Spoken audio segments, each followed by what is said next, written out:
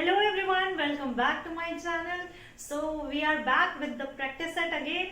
I think new year की ये सबसे पहली वीडियो है हमारी 2024 की. So happy new year everyone. This year is gonna be really amazing for all of us. So I hope आप सब लोग बहुत अच्छे से पढ़ रहे हैं और प्रैक्टिस बहुत ज़्यादा ज़रूरी है. चाहे आपने कितना ही भी पढ़ लिया प्रैक्टिस सेट, तो मैंने हर क्लास में बताती हूँ कि प्रैक्टिस सेट कितनी ज़्यादा ज़रूरी है. लाइक हमने सारा पढ़ लिया, हमें ऐसा लगता है कि हमें सब कुछ आता है, बट जब तक प्रैक्टिस सेट ना हो, क्योंकि हर कोई इंसान गलतियाँ करता है. अगर हमने थ्योरी पढ़ रही है, थ्योरी पढ़ना इज नॉट इनफ, है ना. अब वो टाइम चला गया जब वनडे एग्जाम्स में से सीधे फैक्ट्स पूछे जाते थे या फिर प्रीलिम्स में केवल सेट्स पूछे जाते थे एंड आराम से क्वेश्चन पी बाई क्यूज लगा के सॉल्व हो जाता था. नहीं, अब जितनी ज़्यादा प्रैक्टिस करेंगे उतना आपके कॉन्सेप्ट बिल्कुल क्लियर होंगे. अब क्या है, जितना हमने पढ़ा है उसके कॉन्सेप्ट हमारे बिल्कुल क्लियर होने चाहिए, तभी हम कोई एग्ज़ाम क्लियर कर सकते हैं. So we will practise every day. Some technical issues की वजह से हम कंटिन्यू नहीं कर पाए थे. Now we will continue with the consistency.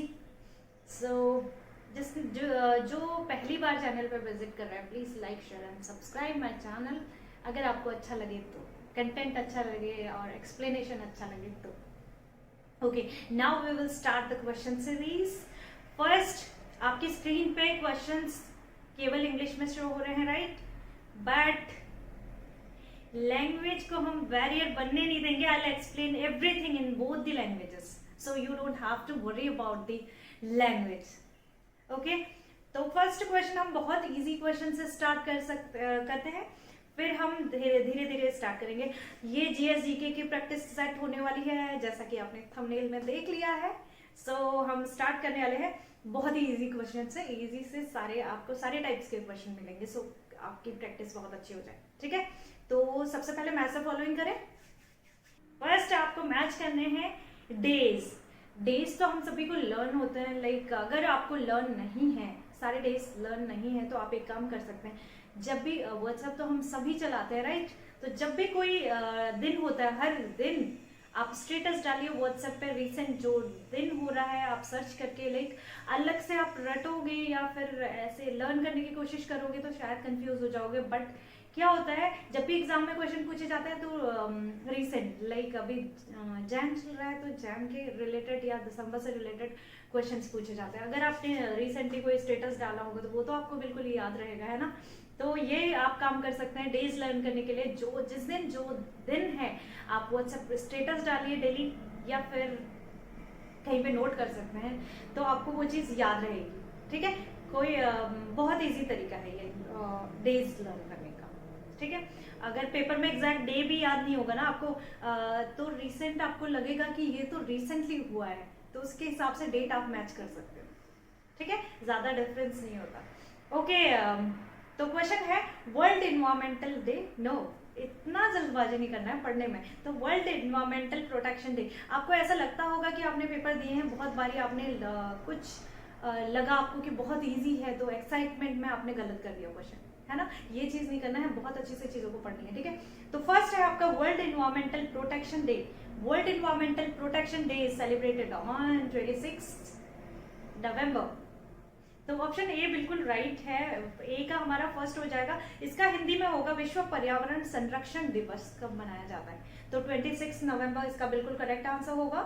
Second one is national youth day is celebrated on. National youth day 12 जनवरी. अभी रिसेंटली कल ही था नेशनल यूथ डे, तो इसका आंसर हो जाएगा 12 जनवरी. राष्ट्रीय युवा दिवस 12 जनवरी, आपको याद रखना है. नेक्स्ट है इंटरनेशनल यूथ डे. दोनों में डिफरेंस है. National youth day is different and international youth day is different. National youth day 12 जनवरी को सेलिब्रेट किया जाता है. इंटरनेशनल 12 अगस्त. डेट दोनों की सेम है, 1 अगस्त में सेलिब्रेट किया जा रहा है, 1 जनवरी में, तो आपने दोनों ही याद रखना है. ठीक है, world press freedom day. World press freedom day is celebrated on 3 मई, यानी कि विश्व प्रेस स्वतंत्रता दिवस इज सेलिब्रेटेड ऑन 3 मई. तो इसका ऑप्शन हमारे पास ऑप्शन डी सी हमारा बिल्कुल राइट हो जाएगा. फर्स्ट का फर्स्ट, मतलब सारे ही सीरीज सही दी हुई है हमें. फर्स्ट का फर्स्ट, सेकंड का सेकंड, थर्ड का थर्ड एंड फोर्थ का four. Option C is correct answer. चलो नेक्स्ट पे चलते हैं। ये नेक्स्ट क्वेश्चन आपके स्क्रीन पे, नेक्स्ट क्वेश्चन है असर्शन एंड रीजन का। ये रीजन मतलब ये ट्रेंड में चला हुआ है आजकल। आप कोई भी एग्जाम देख रहे हो तो इस टाइप के क्वेश्चन आपसे बहुत पूछे जा रहे हैं, असर्शन एंड रीजन। ठीक है, आपको फंसना नहीं है वहां पे। आपको क्या करना है, असर्शन का आंसर अगर आपको बिकॉज करके आप कनेक्ट कर पा रहे हो उसका रीजन, तो आपका करेक्ट हो जाएगा कि असर्शन का रीजन बिल्कुल करेक्ट दिया हुआ है। याद रखना है आपने, कभी कभी एक ऑप्शन केवल रीजन भी सही हो सकता है, केवल असर्शन भी सही हो सकता है। तो आपने बहुत अच्छे से चीजें पढ़नी है, ठीक है। और असर्शन और रीजन को कनेक्ट करने का बेस्ट तरीका है कि असर्शन का रीजन हमें, असर्शन का आंसर अगर हमें रीजन में मिल रहा है तो दोनों सही होंगे, ठीक है। तो असर्शन हमें दिया हुआ है, union minister can be dismissed by the prime minister. इसका हिंदी में होगा, केंद्रीय मंत्री प्रधानमंत्री द्वारा बर्खास्त किए जाते हैं। चलिए देखिए इसका रीजन हमें क्या मिलता है। सेकेंड वन इज रीजन दिया है, union minister is appointed by the president only on the advice of the prime minister. ये बिल्कुल सही है, हमारा केंद्रीय मंत्री की नियुक्ति राष्ट्रपति द्वारा प्रधानमंत्री के राय पर की जाती है, एडवाइस पर की जाती है, ठीक है।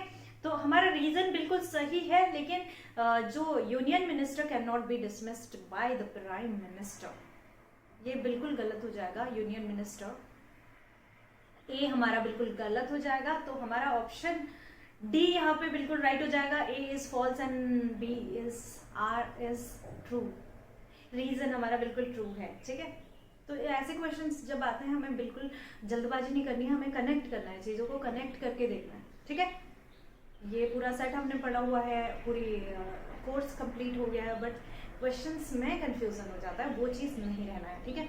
नेक्स्ट क्वेश्चन आपकी स्क्रीन पे है, Indian government has appointed which 3 food based safety nets for solution of quantitative and qualitative aspects of food security. Food security के बेसिस पे किन किन को एड ऑन किया गया है, हमें बहुत अच्छे से पढ़ना है, ठीक है। बहुत सारी टाइम हम क्या पढ़ते हैं, इसकी डेफिनेशन पढ़ लेते हैं, क्या क्या चीजें करी हुई हैं, क्या क्या एड ऑन की हुई है, वो चीज याद नहीं रहती। इसलिए हमें पूरा सिलेबस कवर नहीं करना है। पूरा सिलेबस कवर शायद हम कर भी नहीं सकते जितना सिलेबस है, बट अगर हमने 90% सिलेबस कवर किया है तो ऐसा हो जितना हमने पढ़ा है उसमें से हमारे क्वेश्चन गलत ना हो, चाहे वो करंट अफेयर्स हो, चाहे वो स्पोर्ट्स से रिलेटेड हो, चाहे वो जीएस हो, जीके हो, कंप्यूटर हो, जो चीज़ हमने पढ़ी है उसे गलत नहीं करना है। हमारा मेन मोटिव ये होना चाहिए जितना हम पढ़ के गए हैं उसमें से कुछ गलत ना हो। बहुत बुरा तब लगता है जब आपने पूरा पेपर देखा और पूरे पेपर में आपको ऐसा लग रहा है कि यार सारी चीज़ें पढ़ी हैं बट हमने रिवाइज नहीं करी। ये चीज़ नहीं करना है, इसलिए जितना आपने पढ़ा है उसको बहुत अच्छे से रिवाइज करना है, उसके प्रैक्टिस सेट बहुत ज़्यादा ज़रूरी है, ठीक है। तो इसमें क्या क्या चीज़ें एड ऑन हुई थी इसको मैं हिंदी में बता देती हूँ। क्वेश्चन, खाद्य सुरक्षा के मात्रात्मक एवं गुणात्मक पहलुओं के समाधान के लिए भारत सरकार द्वारा कौन से खाद्य सुरक्षा आधारित जाल अपनाए गए, ठीक है। तो इसमें है आपका पब्लिक डिस्ट्रीब्यूशन सिस्टम, बिल्कुल एड ऑन था, public distribution system add on था इसमें। Second, food corporation of India, food corporation of India नहीं एड ऑन था, तो सेकेंड हमारा कट हो जाएगा। कभी भी आप जब चेक करते हो तो अगर आपको एक भी ऑप्शन पता है कि ये नहीं है, उसके बेसिस पर शायद आप आंसर तक पहुंच जाए, तो आप एक बार एक कोशिश कर सकते हैं। जैसे सेकंड है, सेकंड हमें पता है इसमें ऐड ऑन नहीं था, तो अगर हम सेकंड कट करते हैं सारे क्वेश्चन सारे ऑप्शंस में तो हमारा आंसर हमें मिल जाता है। हमारा ऑप्शन सी हमारा बिल्कुल राइट हो जाएगा, हमें ऑप्शन ऐसे ही मिल गया अगर हमने सेकंड कट किया तो, ठीक है। इसमें क्या क्या चीजें ऐड ऑन है आपको याद रखनी है। पब्लिक डिस्ट्रीब्यूशन सिस्टम ये ऐड ऑन है, इंटीग्रेटेड चाइल्ड डेवलपमेंट सर्विसेज ये भी ऐड ऑन है, and mid day meals programme ये भी ऐड ऑन है, ठीक है। ये सारे हैं। सार्वजनिक वितरण प्रणाली ऐड ऑन है, समेकित बाल विकास योजनाएं ऐड ऑन है, एंड दोपहर भोजन कार्यक्रम ये भी ऐड ऑन है। तो ऑप्शन सी हमारा बिल्कुल राइट हो जाएगा, ठीक है। आपको यहाँ से आंसर आने से पहले आपके खुद के आंसर आ जाने चाहिए, इतनी प्रैक्टिस हो जानी चाहिए। आई होप कि आप साथ ही साथ प्रैक्टिस करते जा रहे हैं, नेक्स्ट क्वेश्चन पे चलते हैं अब हम। Choose the correct sequence of plants found with the increasing heights in Uttarakhand. Uttarakhand से रिलेटेड क्वेश्चन है, उत्तराखंड की डिटेल स्टडी अच्छे से करी हुई है, तो आपको याद रखना है कि सबसे हाइट पे कौन से मिलेंगे, उनको सबसे लास्ट में ऐड ऑन करना है। तो आपको बहुत सारे ऑप्शन दिए हुए हैं, आपको कंफ्यूज नहीं होना है। आपने याद रखना है देवदार हमें सबसे हाई एल्टीट्यूड पे मिलता है, तो आपको याद रखना है, अगर आपको इतना पता है कि देवदार सबसे हाइट पे मिलता है तो आप आराम से कर लेंगे। एंड टीक एंड चीड़ आप देखोगे, टीक सबसे जो प्लेन्स वाले एरिया में मिलेंगे वहां पे मिलेगा टीक, तो आपने याद रखना है टीक से स्टार्ट करेंगे आप, टीक, चीड़, ओक, देवदार, यानी कि ऑप्शन डी आपका बिल्कुल राइट हो जाएगा। इसको बढ़ते हुए क्रम में आपने लगाना था, तो आपका ऑप्शन डी बिल्कुल राइट हो जाएगा यहाँ पे। नेक्स्ट क्वेश्चन आपकी स्क्रीन पे है, match the following. Again you have to match the following. अब इसमें आपको स्केड्यूल दिए हुए हैं, स्केड्यूल के अकॉर्डिंग कौन से स्केड्यूल में कौन सी चीजें हैं, आपको स्केड्यूल सारे याद रखने हैं। स्केड्यूल याद रखने हैं, आर्टिकल्स याद रखने हैं। कैसे होगा मैम, इतनी सारी चीजें हौच पौच हो जाता है, आपको सारी चीजें याद नहीं रखनी, बट कुछ जो बहुत इंपॉर्टेंट है वो चीजें याद रखनी पड़ेंगी, सो दैट आप कर पाओ, है ना। मैं जानती हूँ आपको सारे आर्टिकल्स याद नहीं हो सकते, बट आर्टिकल्स का एक अब अगर एम लक्ष्मीकांत आपने पढ़ी है, उसकी जो आपके पूरी बुक पढ़ने की ज़रूरत नहीं है, वनडे और पीसीएस स्टेट, पीसीएस आरओ, इसके लिए पूरी बुक पढ़ने की ज़रूरत नहीं है, बट उसमें जो ब्रैकेट में दिए हुए हैं, जो ब्रैकेट में दिए हुए हैं चीज़ें सारी, उनमें से आपको पढ़ना है, डेज याद करने हैं, आर्टिकल्स याद करने हैं, उसमें इंपॉर्टेंट सारे दिए हुए हैं, वो चीज़ याद करना है, वो चीज़ याद करने हैं, प्रैक्टिस करनी है, तो आपके कभी क्वेश्चन गलत नहीं होंगे।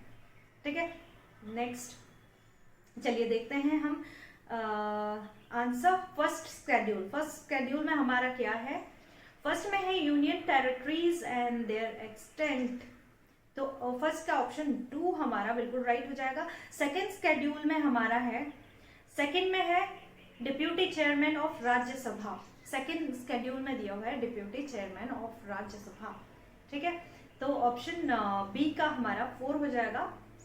सी फोर्थ स्केड्यूल, आप याद रखना कि सीरीज में स्केड्यूल नहीं दिए हुए, थर्ड स्केड्यूल नहीं है पूछा आपसे, तो आप जल्दी जल्दी में मत करना क्वेश्चन, बहुत अच्छे से पहले पढ़ लेना है आपने, उसके बाद आप करेंगे। फोर्थ स्केड्यूल में आपको दिया हुआ है allocation of seats in upper house, upper house में सीट्स का एलोकेशन आपको दिया हुआ है फोर्थ स्केड्यूल में। फोर्थ स्केड्यूल में उच्च सदन में सीटों का आवंटन, उच्च सदन कौन सा होता है ये आप कमेंट करके जरूर बताएंगे। ठीक है, वो अपर हाउस लोअर हाउस आपको पता होना चाहिए, लोकसभा आपकी लोअर हाउस है, अपर हाउस आपकी राज्यसभा है। फिफ्थ स्केड्यूल, फिफ्थ स्केड्यूल में क्या दिया हुआ है, फिफ्थ स्केड्यूल में आपका दिया हुआ है एडमिनिस्ट्रेशन ऑफ स्केड्यूल एरिया। ठीक है, तो आपके इसके अकॉर्डिंग आपका हो जाएगा आंसर डी आपका बिल्कुल राइट हो जाएगा। ए का 2, बी का 4, सी का 1 एंड डी का 3, ऑप्शन डी बिल्कुल राइट आंसर।